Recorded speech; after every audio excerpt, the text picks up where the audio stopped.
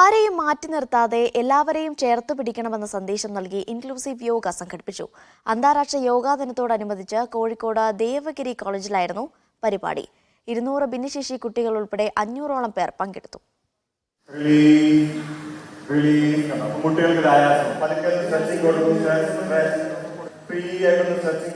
യോഗ ചെയ്യുന്നത് കൊണ്ടുള്ള ഗുണങ്ങൾ വിവരിച്ചായിരുന്നു തുടക്കം. പിന്നീട് യോഗാചാര്യൻ നൽകുന്ന നിർദ്ദേശങ്ങളനുസരിച്ച് കുട്ടികൾ അഭ്യസിക്കാൻ തുടങ്ങി. കേൾവിക്കുറവുള്ള കുട്ടികൾക്ക് നിർദ്ദേശം നൽകാൻ ആംഗ്യഭാഷാ വൈദഗ്ധ്യമുള്ള അധ്യാപികയും ഉണ്ടായിരുന്നു.